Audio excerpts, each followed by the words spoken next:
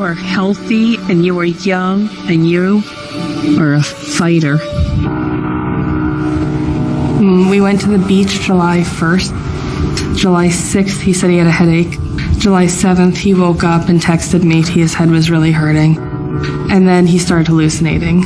Mommy and Daddy said we're going to take you to the hospital, and then we'll play basketball or dodgeball tomorrow. By the time we got to the hospital, he could not walk out of the car. Then they admitted us, and the next morning he was intubated. And my baby was now laying on a bed, not moving anything, and no longer talking. The infectious disease doctor came in on Sunday. And when I had mentioned that he had swam in fresh water, we realized that there could have been potential exposure to amoebas. And that infectious disease doctor said, I want to presume it's Naegleria fowleri, and I want to start treatment. It's over 99% fatal because it is so rapid.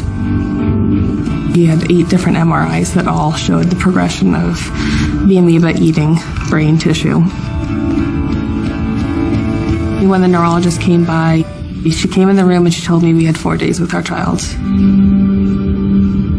My husband and I kept our hands on him the entire time.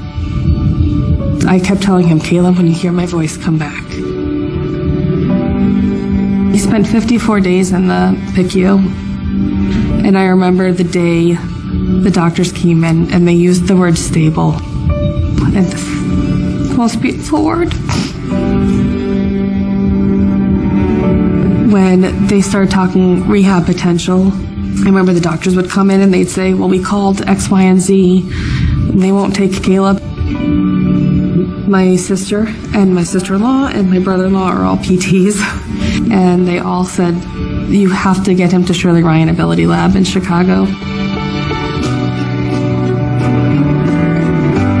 And we were greeted by everyone in the room, and we got right to work the very next day. Keep going.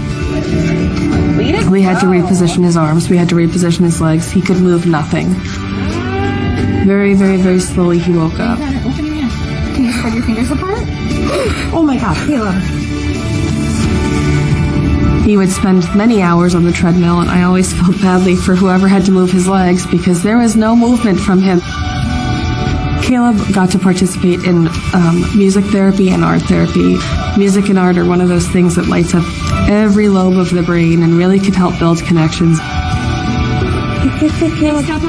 The day of discharge, he got to walk the track in the hallway using his platform walker, and it was the moment I had been waiting for. We spent 100 days here at Shirley Ryan Ability Lab. We were taken across the street to the day rehab. It was his 14th birthday. We were never promised a 14th birthday, so we were just excited. They had him on the treadmill. We started to need less and less assistance moving his feet. And then one day they put him on a platform walker, and there were days where I would see a foot move on his own, and I was like, yes, we're getting there. We're really, really getting there. Stay right here. On his birthday, he sat up for 90 seconds, and he sat up, and they were pushing him over, trying to get him off his balance, and he was able to maintain his seated position for 90 seconds, and that was a major milestone for him. He made gingerbread cookies because his birthday's in December, and it took him 3 different OT sessions, but he did it and he never quit. No 2 kids in that ability lab had the same form of therapy. Oh my gosh, Caleb! All of his therapists, PT, OT, and speech, they always had a way to adapt to him and his need. They never felt like they gave up on him. They always had hope.